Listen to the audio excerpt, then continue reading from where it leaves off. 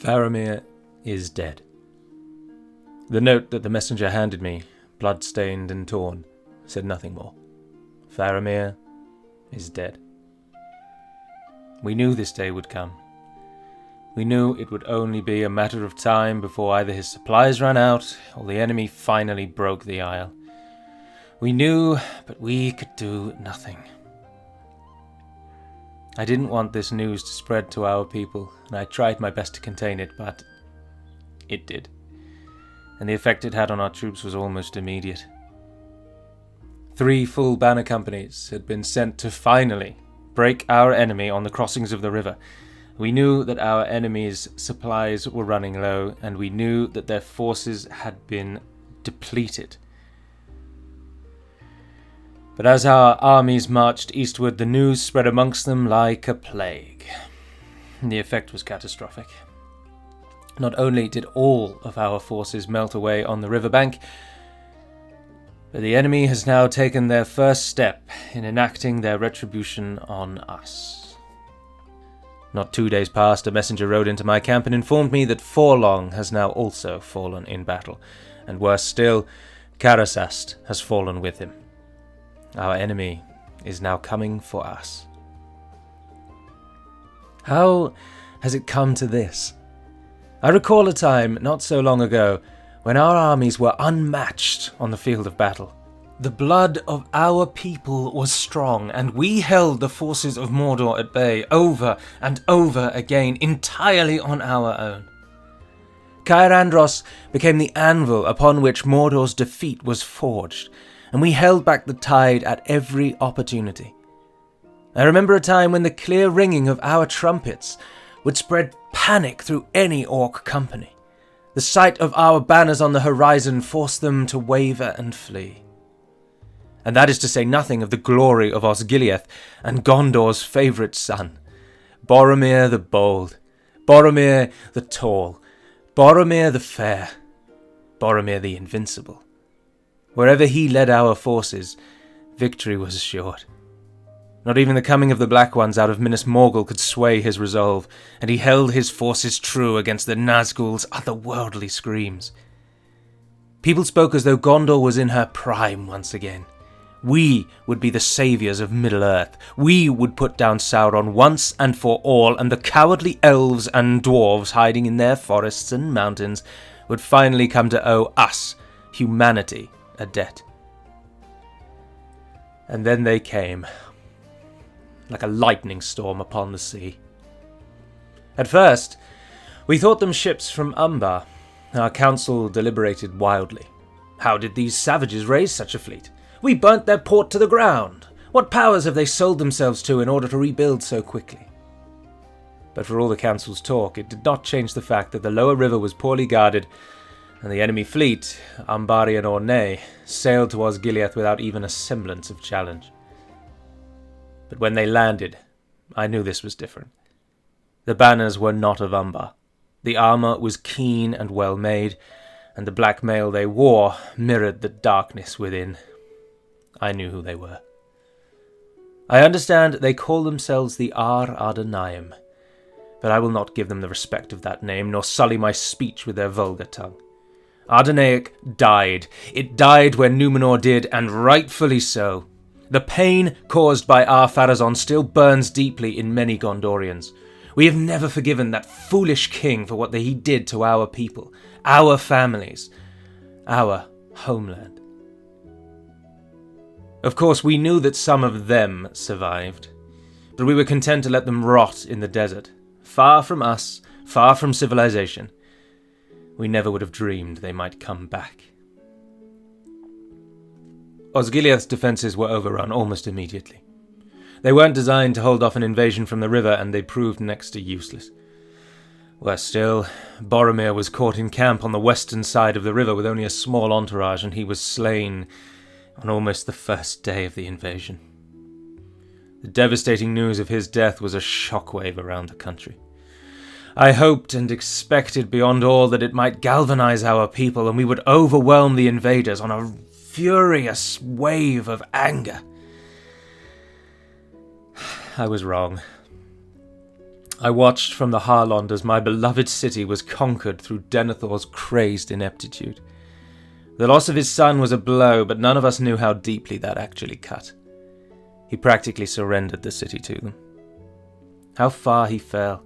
The champion of the people, fighting back Sauron for years, standing against the greatest darkness in Middle-earth and bringing light to meet it.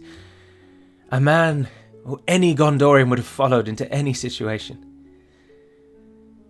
He was killed by the invaders outside the gates of the city, and he was buried along with the rest of them in a mass grave before the walls. Such an ignominious end. There was one shining ray of hope in it all. The fortress of Caer Andros still held.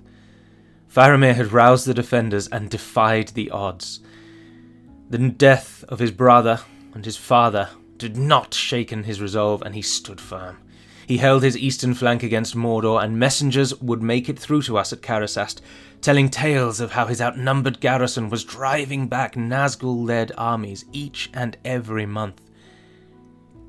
If we could have just broken the enemy at Minas Tirith, we could have rallied to Faramir and everything would be different.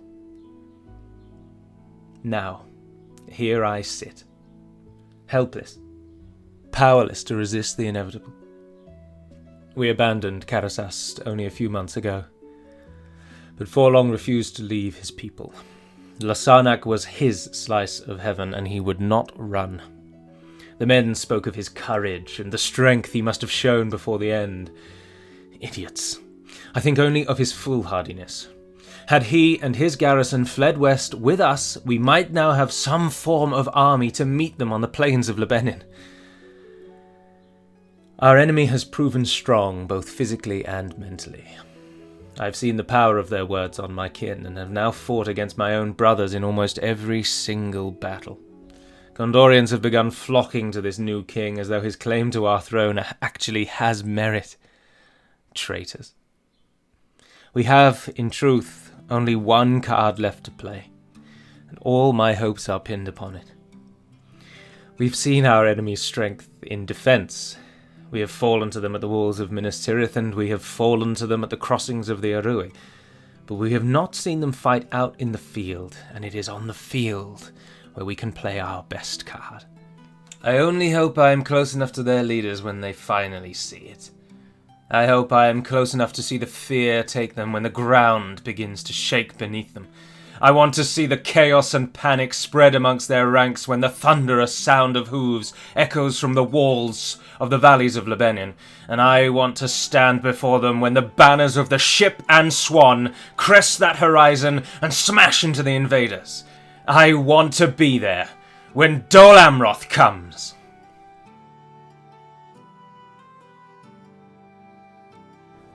My Gavan and Melonine, and well met indeed. I'm Arachir Galadirthan, and welcome back to Middle-earth as we continue on as the Ar-Adûnâim. I have to confess that writing that intro this morning was such good fun, and I really hope you enjoyed it.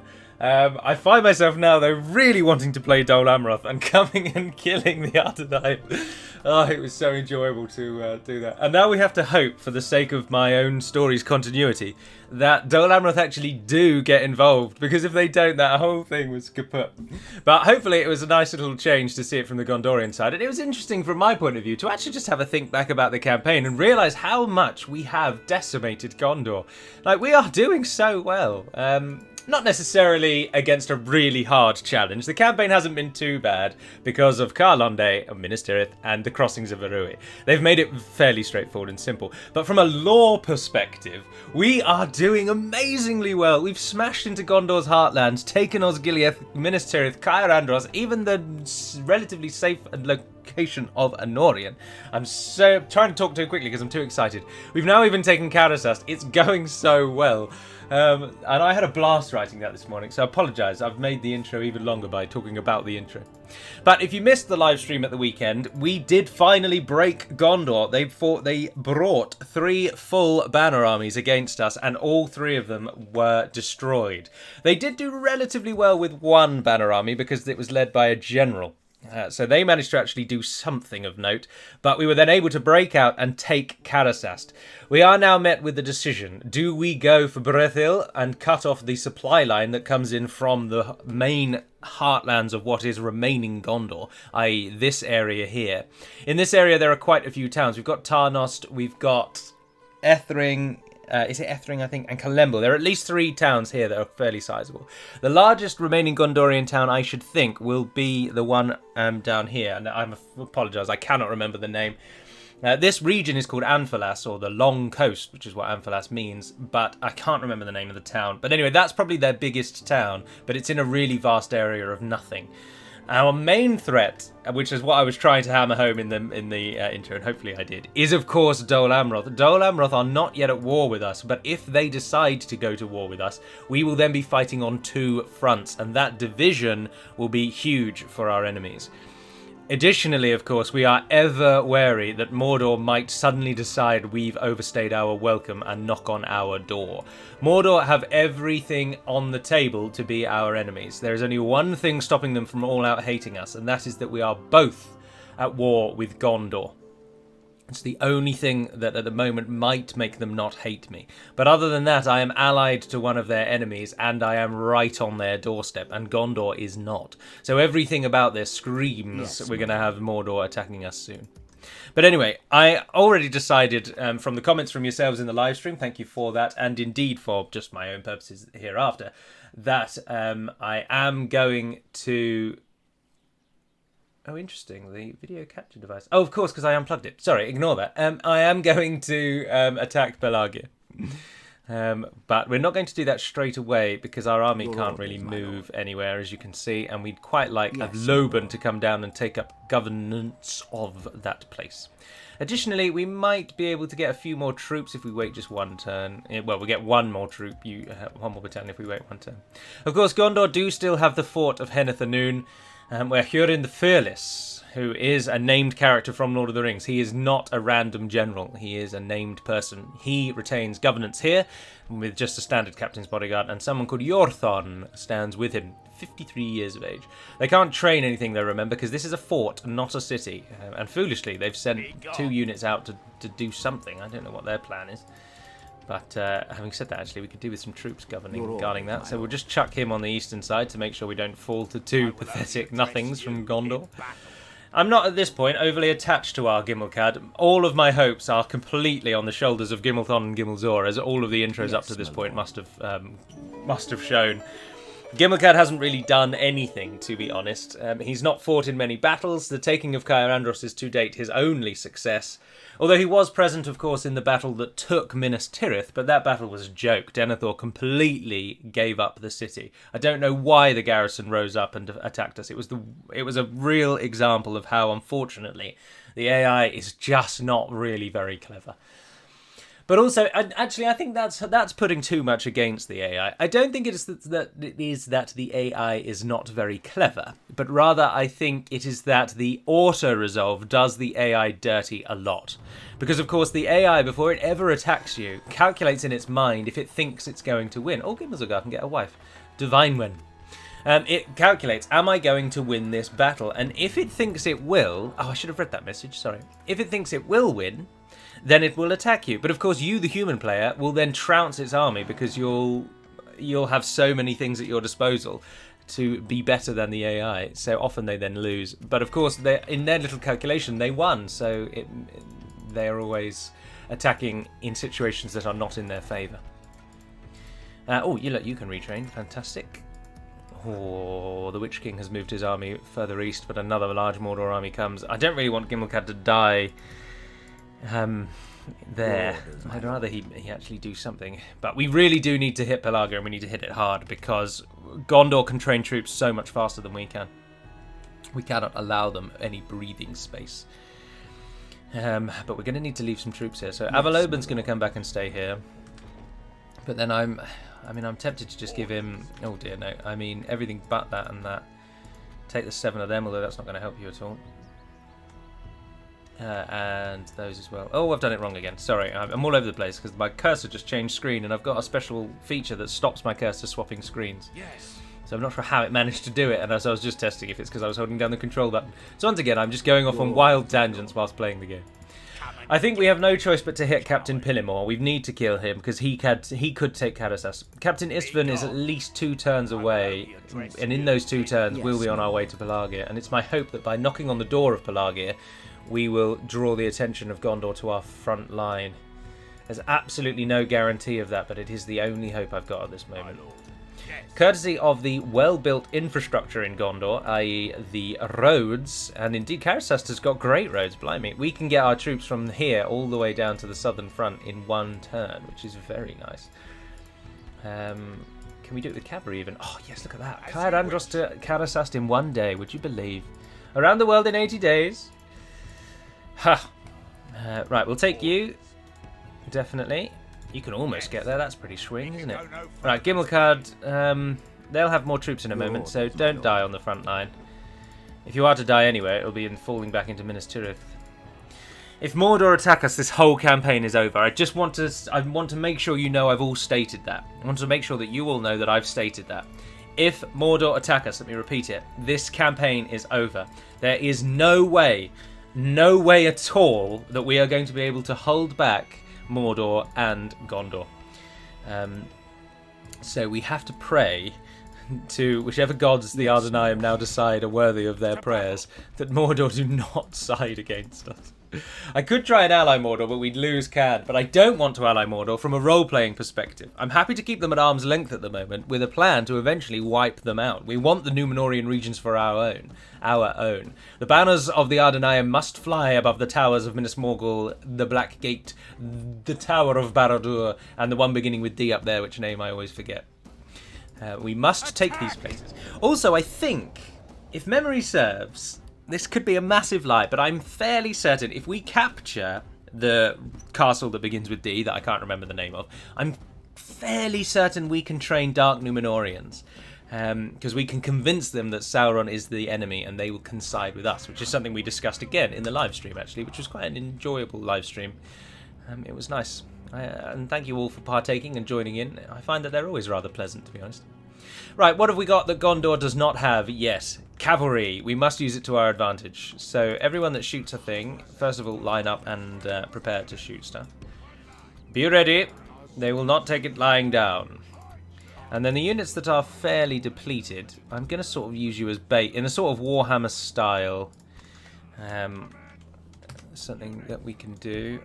I really do hope they do remaster Med 2, because I would love to go to Rome or Shogun 2 or basically any control system of any Total War game after Medieval 2. Medieval 2 has the worst control system, obviously in keeping with Rome as well, because they have the same one, but the Rome Med 2 control system is terrible and it's very annoying. I dislike that I constantly have to press Shift 1 so that I can group units, but then I have to press Shift 1 if I want to move them around independently, and I just don't understand why they thought that you'd want to lock the group in the formation. Locking a group in formation is a very rare thing. Having them group together but move freely is easily the most common method people want to control their armies. But anyway, who knows? We shall see. Oh, look at that. It's always nice when you get a unit that has really good discipline, so that when you line them up, they're standing in nice straight lines. I do love a bit of discipline. Compare that to, for example, Baruthio's Watch. Now, Baruthio's Watch don't have discipline on purpose, because they're supposed to be a ranger unit, so the sort of shambolic approach that they take reflects that. But still, I don't like it. Right, that'll do us. Line everyone up and start firing away. What have we got? Gondor Spearmen, Territorial Guardsmen, the Benin Marines, we need to take them out, Gondor Militia, Territorial Guardsmen, and Gondor Infantry. There's not a single archer amongst them. Excellent. Cavalry, move into position. The men of Rohan have seen the truth of it, that Gondor has abandoned them time and time again, and they should not continue to uphold the oath of Cirion and Eorl. It's just called the Oath of Eorl, actually, isn't it? And is his name Cirion, the steward that agreed that? I'm sure it's Cirion. There's a whole chapter dedicated to it in the Unfinished Tales, but I'm afraid as I grow older, I'm not even old, I'm 29, but as I get older, my brain is just failing me so often. There's so much information packed into this head of mine, and yet retrieving that information is routinely a challenge. I am not looking forward to old age. Real old age. Although I don't think dementia or Alzheimer's runs in my family, and usually if you have a history of that in your family, you're more likely to get it, aren't you? But at the moment, I feel like it's certainly going to be a problem. Anyway, because Gondor don't have any archers, they are running away, so we'll speed this up, and we'll just move up and hit them. Like, they can stand on whatever hill they want. Without any archers, it's not going to help them in any way. So we shall just wait for them to decide where they wish to die, and then we'll gladly oblige. It would seem they've chosen... They are now turning around and coming back. Maybe they've just realised they don't have any archers. So maybe standing to try and kill us isn't the best bet. No, actually, if they're going to stand over there, we're going to go up here. I don't want to go into the forest. Keep moving the... Oh, I'll tell you what, you guys, the bait army, you guys move up on that right-hand side. Cavalry, continue to position yourselves in the flanks. Although one of you can go around the back, actually. Go and hit them in the back. We want to try and minimalise... is minimalise a word? We want to try and minimise casualties, obviously. Oh, I never moved the Marines up, did I?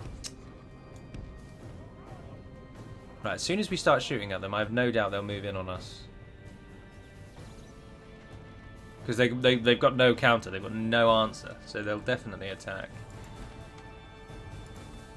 Oh, there we are. They're moving for the cav. What's that? Territorial guard. Right, give them everything you've got. Archers, crossbows, let's stop them in their stride. Did they send someone to deal with the... No, they didn't. Right, you can hit the Gondor infantry, and so can you. And if that territorial guardsman's gonna chase you, just send them on a merry chase. And units down in the forest, you've got... Oh, perfect. No, hit that Gondor militia. Likewise, cut through and hit those territorials. The Marines are ready. They're Marines versus our Marines. With the pheasant feathers. I'm not a pheasant plucker. I'm a pheasant plucker's mate.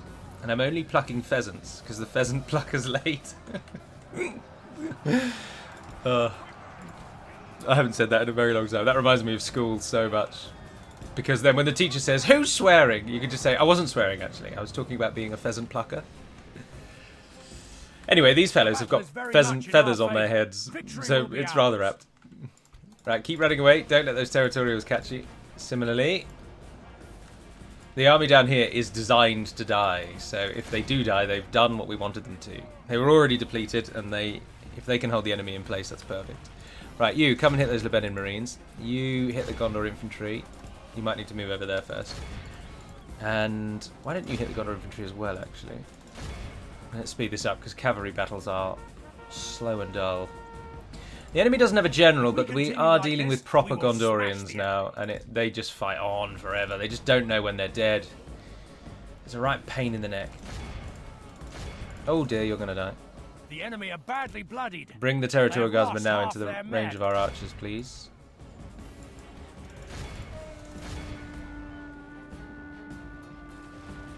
There we are. The enemy general flees. The enemy general's gone. The bulk of those troops down there are dying. And break the spirit of his Get the cavalry out. Don't run into those territorial guardsmen, and let our archers just continue firing on those. You guys can pull away as well. Fantastic. They're in the forest, so they've got some cover, which is disappointing, but we'll still get most of them. The enemy army flees the field. Pursue and run them down. Kill a few more of them if you can. And then we'll move the cavalry in to get the rest once you've done so. Oh, he has an incredible range for a crossbow unit, doesn't he? No wonder he gets so many kills. Right, go and just capture a few more of them.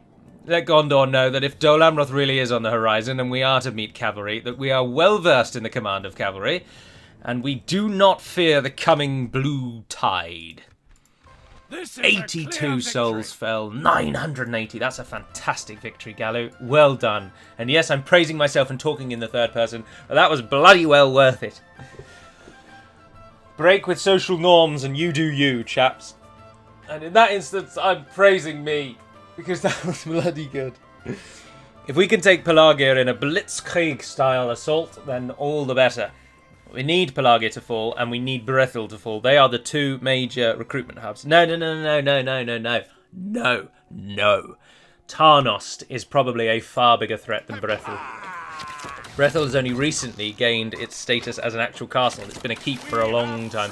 Tarnost starts the game as a castle and may even be a stronghold by now, knowing how the AI does with their ridiculous growth. This tower will keep vigil over the... Pelargir has such a cool geographical location, but it doesn't really translate into a cool battle map, which has always been a shame. And you must all be very familiar with the famous Pelargir artwork, that whenever anybody suggests Pelargir get a custom settlement, they always find that picture of Pelargir where it's like a large triangular port with a lighthouse in the middle. Is it triangular? I think it's triangular. But anyway, it's a very unique port design that someone drew very, very, very long ago. I think back in the days before the films were even released. I'm sure it's a picture from that kind of era. But you must have seen it. And if not, I might have even put it in the intro, because now I'm talking about it so much. And of course, I haven't done the intro's visuals yet at the point that I record this. I might have put it in the intro, so that picture in the intro. In fact, I will. So the picture that I'm talking about, that you've all just seen in the intro of Pelargir. I hope you don't mind as well with the intros, but I like writing them and I like recording them, but it does take me about an hour and a half to write and record those. And in light of that fact, I tend to then not bother trying to find accurate pictures, and I hope you don't mind. I'm going to continue doing what I've been doing, whereby it's just pictures that I like that are Lord of the Rings based, and they will just play in the background. Mordor has now become the most advanced faction instead of us. East Osgiliath has finally got its military garrison up, which is nice to see. We've got a Master Merchant's Guild in Karasas, which is good. Caer-Andros now has a few kingsmen within it, spreading the truth about Sauron and the Valar everywhere we go. How much money do we make? 5,000. Did we get our ship built? Yes, the ship's on the way. Now the ship is going to be useful to transport the garrison of Ostithil, which is wasted in Ostithil. We're going to pop them in a boat and drop them off at Pelargir. And actually, we might now need to use the boat to ferry troops up and down the river. Now that I think about it, we're definitely going to need that. So once you've built the militia garrison, please get a conscription up and then give me a dark sanctuary. You can't retrain anything. I don't know why it's telling me that I am able to. Your will, my lord. Men of Rohan. Oh, look how close they can almost get. How else can you cross this river? The only other crossing's there, isn't it? The crossings are wider. Oh, yes, we've got Gondor bang to rights. Oh, what a fantastic city to assault. The only crossings are here, going across those two rivers, which this one is the Kelos, and this one is the Sirith, is that? Sorry, I'm reading the map next to it. Yeah, I think this is the river Sirith, and this is the river Kelos. Kelos is in Boulder, so one assumes that it becomes Kelos all the way down. So the Sirith joins the Keros, even though it looks like it's the other way around on this campaign map, but don't take that. The river over here is called the Gilrain. The Gilrain, sorry. This is the Gilrain River, which is the large one running up here. This one doesn't seem to have a name on my map, but it must be a river, because Lebanon, as you will all know... Oh, there you go. It's the River Cerny. So this one is the Gilrain, and then this one is the Cerny. But interestingly, the Cerny name is written on this bottom bit, meaning that the Cerny River, which is the smaller one, keeps the name, and the bigger river that has run for even longer loses its name, which is odd. It doesn't tend to work that way, does it? But count it with me now. This is 1, 2, 3, 4, 5 rivers. There should be a 6th and a 7th, because this is Lebanon. Oh no, of course, idiot. I'm thinking 7, but it's 5. 1, 2, 3, 4, 5. These are the 5 rivers that make up Lebanon, which means 5 rivers. Strictly speaking, it means 5 waters, but there we are. I find it interesting that Lebanon is the 5 rivers, because this region is very, very clearly labelled on any map as Lossarnac. And the Arui runs right through the heart of Lossarnac, so Lebanon is arguably stealing a river to clear its name, unless the Anduin is the 5th river, I suppose. That's very possible as well, isn't it? Anyway, sorry, I'm going on a massive geography thing. I love geography, massively, and so it appeals to me. Right, you're going to go with them. Those 63, you might as well go as well, because it looks like they have done what we hoped, and they're moving to Pelargir to meet us, where we find Bordir and Beleg. Beleg means mighty or great, and it's the same that you see in the Belegair, which means great ocean. Beleg is also, of course, the name of Turin's elven companion, who, spoiler alert, if you don't want to know anything about Turin, don't listen. But Beleg is slain by Turin in a fit of madness and rage when he doesn't really realise who it is, which is one of the many sad things that happens to Turin. Most of Turin's life is just a long list of sad things. It's like Tolkien sat down and thought, how can I make someone's life so disgustingly horrible? And what kind of things can I do to them to make it really hit home how disgusting and horrible their life is? And Turin is the answer to that conundrum. His whole family, though, go through sadness, really. Hurin's life's not that much better. But at least Hurin finally meets up with Morwen before she dies, and she dies in his arms, which is nice. Anyway, let's end the turn and see what Gondor's answer to our invasion of Pelargir is. I wouldn't be surprised if they rise up, actually, because they really don't think our army is worth anything. Oh, and something that I've yet to do, but I will thank Empremi for anyway, is you'll recall Battle of Middle-earth has the power that lets you call in Tom Bombadil. And when he's called in, it plays a cool little jingle, which is very fun to listen to. And I said I'm going to remove that from Battle of Middle-earth, and I'm going to put it as my end turn thing. Well, 2 days after I said that, Empremi, who has now serviced our channel and Divide and Conquer so greatly, I owe him so much, he very kindly provided me with the sound that I was going to rip from Battle of Middle-earth, so I was really chuffed with that. But I have yet to put it in the end game. And I think what I'm probably going to do is hold off and make it the end turn for whichever campaign comes next. Because that I always have to tinker with the music whenever I set up a new campaign anyway. And that's the next time for me to do that. So I will probably, I'm afraid, Empremi, I will wait until the next campaign starts. But then I will put Tom Bombadil in the end turn. So thank you very much for providing it to me to date. I'm very appreciative of that. Right, we're starting to see some issues arise now. Carlonde does not like me. Unfortunately, the culture's not high enough, but the growth is kicking up. So the people are returning to the city after we massacred them on the capture of it. And because it's not very king's many, they're not liking me very much upon that return.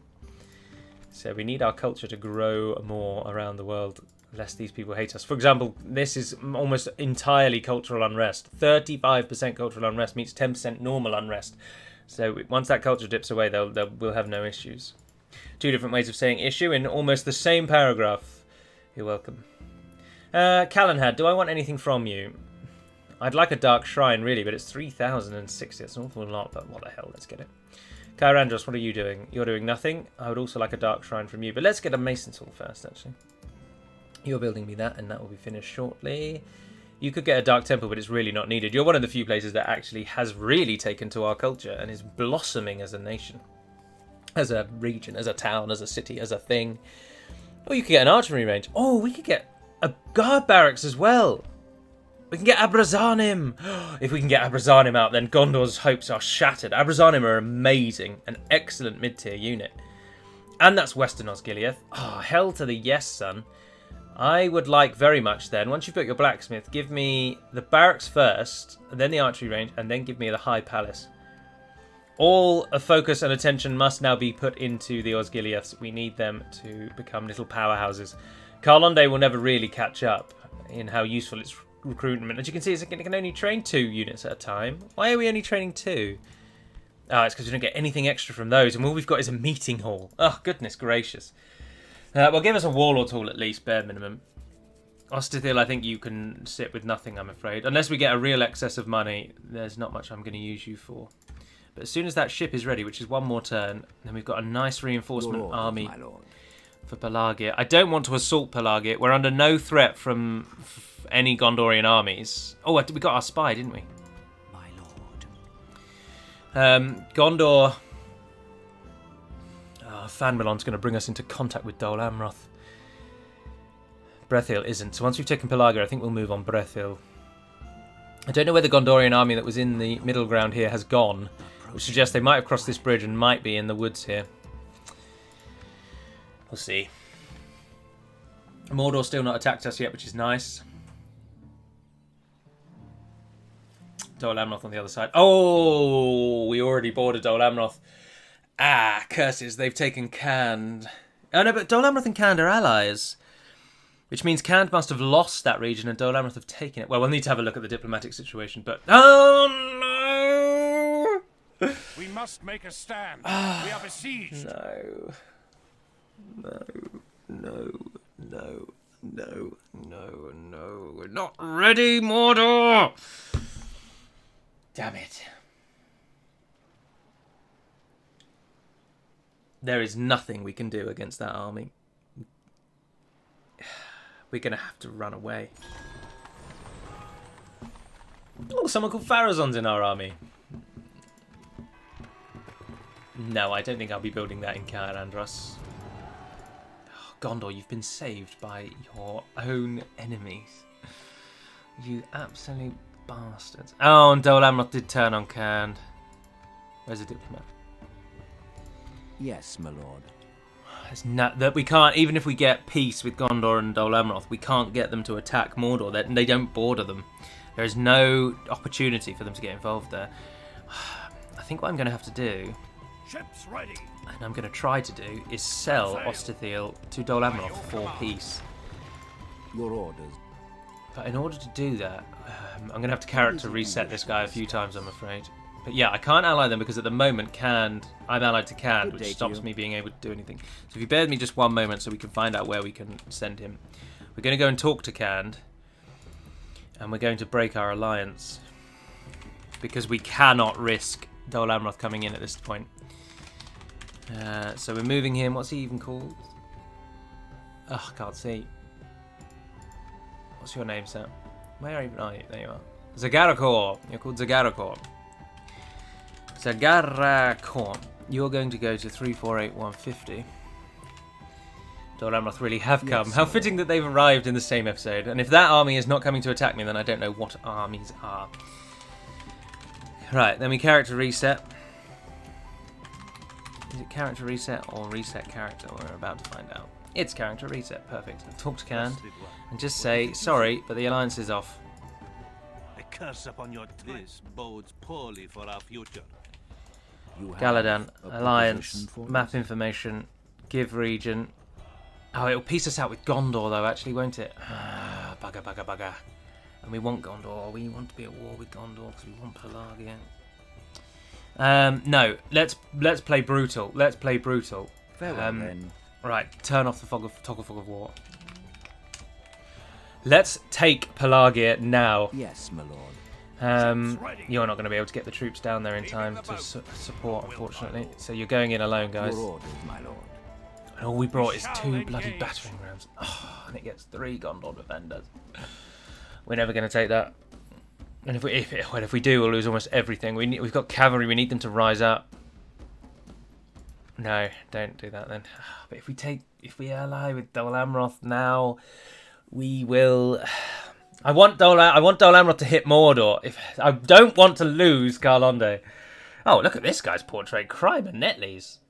He looks very aggressive. Welcome to the fray. Right, Ar-Gimmelcad, Yes, my lord. toddle off to Karlonde. Does that mean you're both family members? Our family just expanded. Yes! He's an actual blood relative.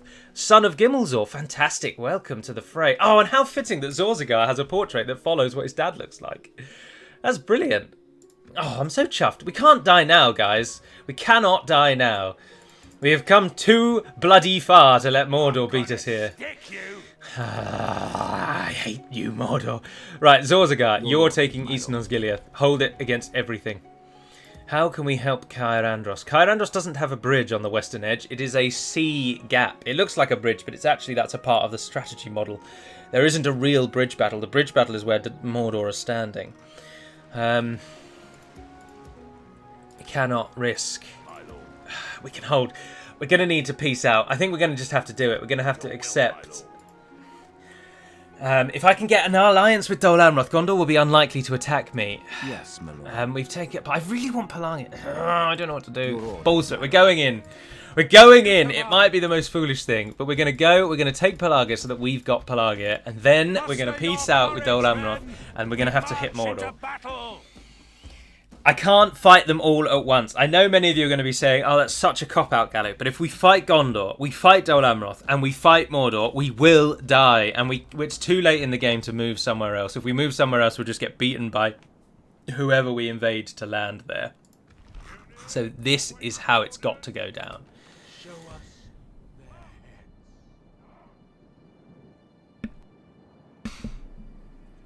So, we're going for it. Don't use a good unit on the battering ram. Use someone that's weak and pathetic. 201. Welcome, welcome, welcome. Right, all of you are going to go in and try and get that.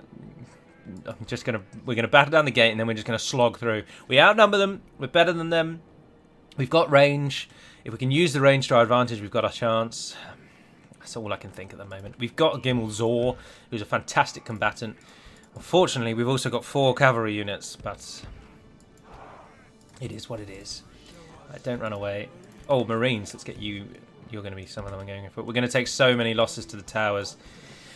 This is going to be a little bit of a reckoning for Gondor. But remember, if we can peace out with Dol Amroth and Gondor, this army doesn't matter if it loses a lot of troops. We can find alternatives.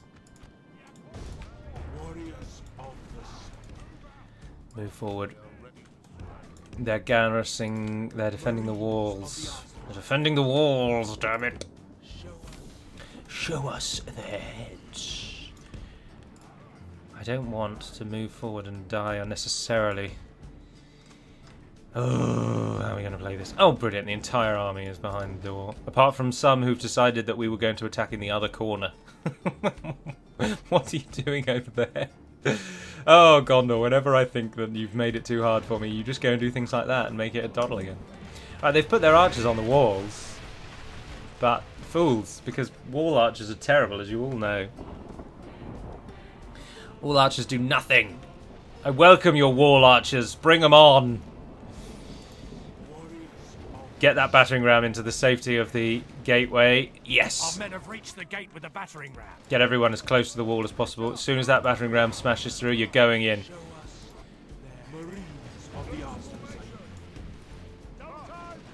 Come on, get that gate down. The battering ram has done its work. Oh, they're immediately running away. And you're all set and ready. Get in there. Oh, there's a captain's bodyguard. There's one of the generals who's behind the door. You're going in. Our soldiers have proved their worth today. The enemy's walls belong to us now. Go on, go on, go on. We might lose Gimmelzor in this. I'm just getting you killed. Just run in.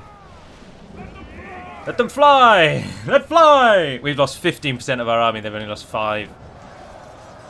And these Gondor defenders are... This is a tier 2 militia garrison they've built here. Oh dear. All will perish.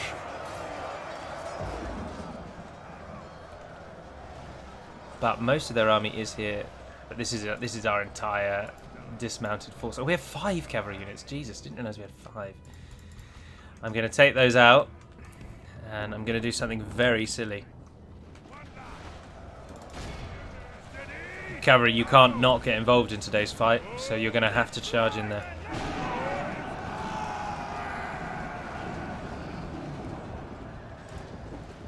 Now what I want you to do is try and essentially use you like a shield wall. Yeah, just make it so that we're not squeezed in that gate entrance. Let's just come down. Territorial Guardsmen, Archer Militia. Right, the arrow towers aren't really against us. We'll move the archers up now. You can start shooting the units on the walls. Anything is good. We're starting to get number parity. That's always nice. That means that we do have more skill on the field today than Gondor has against us. We're also aided by the fact that the captain's bodyguard of Gondor, of course, are an anti-cavalry general, and they're not very good against dedicated infantry like the Ar-Adûnâim armsmen. We just have to really hope that Gimmelzor does not die. But we've got Gimmelthon as a backup, of course. Not that we treat our sons as backups, but... Gimmelthon and Gimmelzor are both excellent commanders, and either leading our army is a boon to our situation.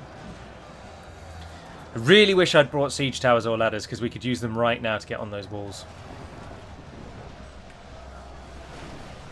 We've got no one to shoot at, though, annoyingly. Not until we've claimed the gate area do our archers actually have targets.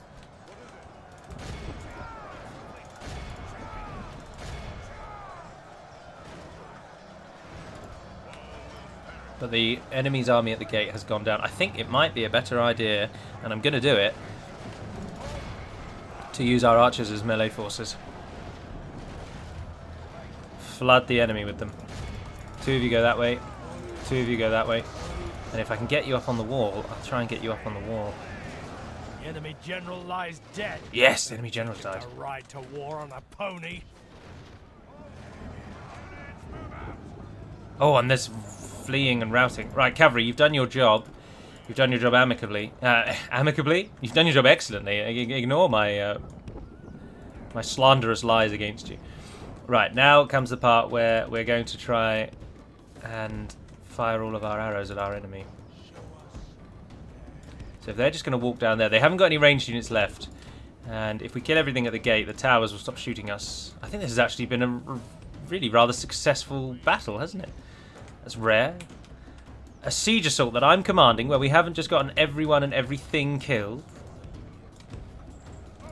Unheard of. Right, move all the archers up. You're not in perfect firing positions, but just get forward for now, and then we'll worry about getting you to shoot at things. Come on, you can move up too. That'll have to do. Right, cavalry, you're not needed. You can run out. Let's go. Everyone can sprint, please. Enemy general fell, which is nice. We've got some unit over there. What's that over there? Gondor militia, bizarrely guarding that left flank. I don't know what their plan is. Right, our forces are arriving. Our ranged units should be able to shoot once they're in position. Yeah, and that'll probably draw the enemy into us. Almost certainly. Here they come. Use whatever weapons you can muster. Men of Rohan, you have proven yourself time and time again on the field of battle against these fools, and I welcome your contribution to the battle. Gondor will probably break the truce, by the way, almost immediately. But I don't mind selling Osterthil to Dol Amroth to get peace, because then Dol Amroth will border Mordor, and then we can hopefully get them involved. I think giving them a region... Dol Amroth don't have very much of a reason to hate us, because whilst we've been at war with their enemy, the AI in Medieval 2 doesn't really care about that as much as it does in later games. So if any of you have watched my Warhammer videos, you'll know how absolutely how strongly I despise the hatred I am receiving from my dwarven allies, just purely because, well, the dwarves who were allied to me, just purely because I've attacked people that they like. But in Med 2, that just does not happen. They don't like me for going to war with their ally, but they won't punish me too strongly for it. So we're all right, really, is the point I'm trying to get across. Right, you're going to need to come and get involved, because our front line has died, and I think we should send the cavalry in as well. You are the elites. Let no one tell you otherwise. You are the shining bright light at the front of the Ar-Adûnâim's glorious conquest. And Gimmelzor, there he is, with his dual swords apparently and an eye patch. Leading from the front like a real commander.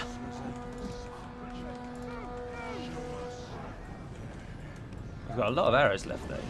The enemy are badly bloodied. They have lost half their men. Don't go too far down that line. No, no, no, no, no, no, no. I'm trying to use our range as much as possible, but it's not really working. Cavalry at the moment is just getting yourself killed. Try and run away.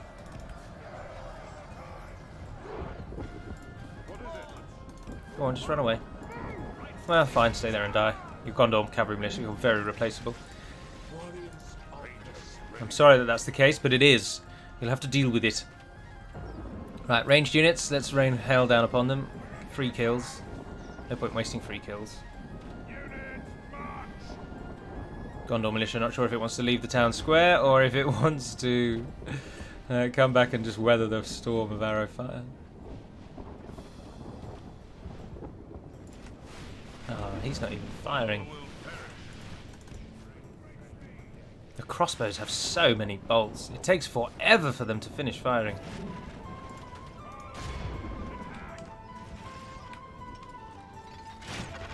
Oh, you do not want to be on the end of a Baruthiel's watch barrage. Only the general remains. Oh, and he's dead. Gondor militia standing firm. We'll bring them down with some nice crossbow bolts. It's such a nice sound, though, isn't it, that the crossbows make? Whooching!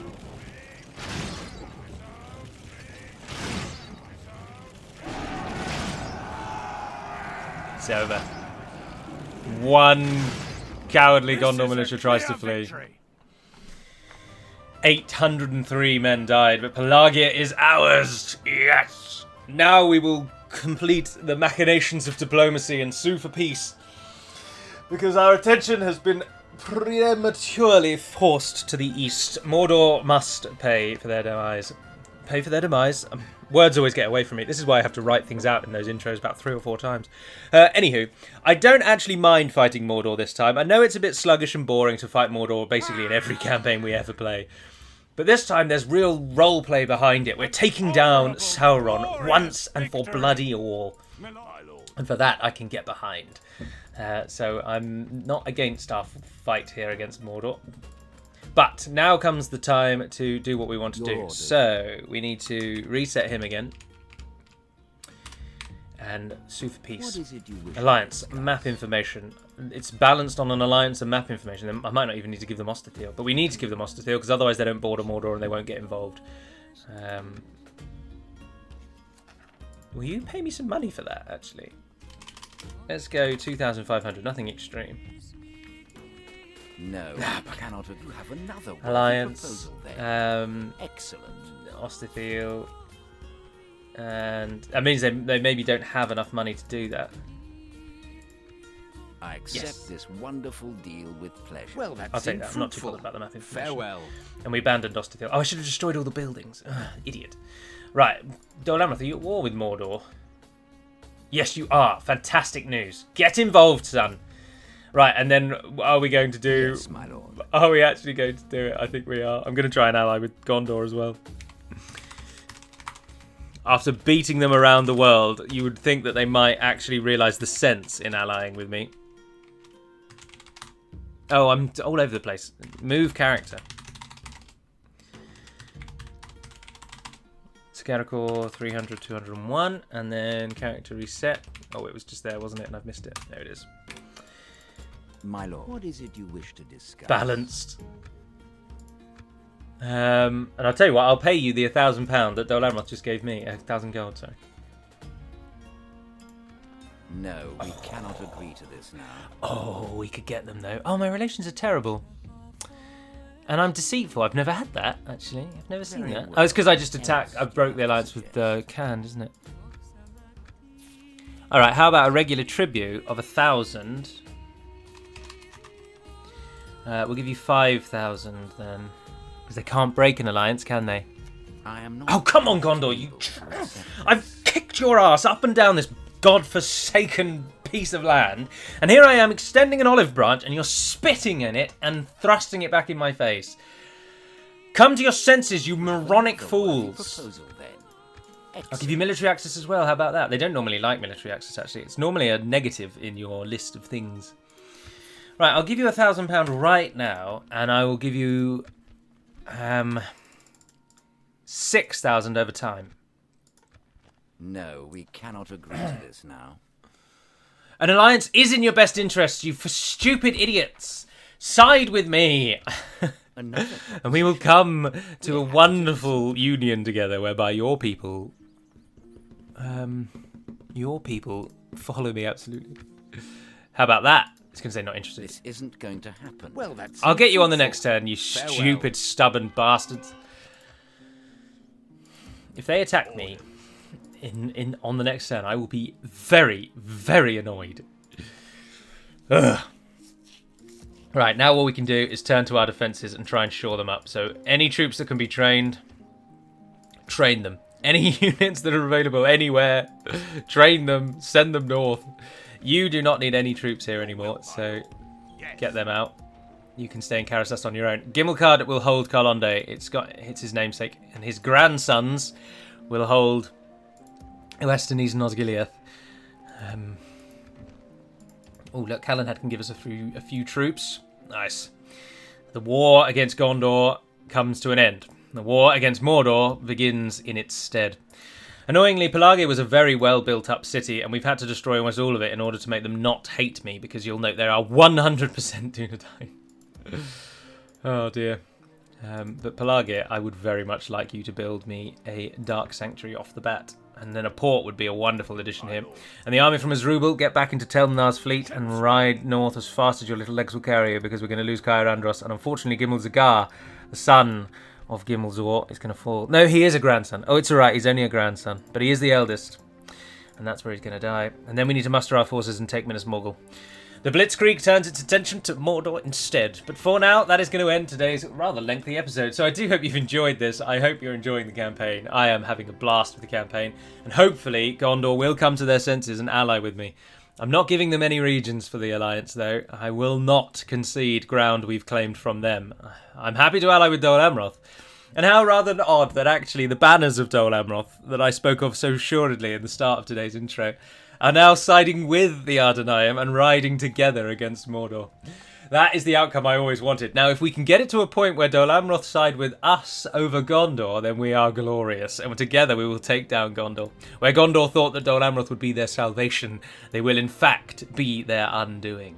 But until that next episode says, and madams who are watching along and those in between, Navar Naden Penamad Melonin, and farewell.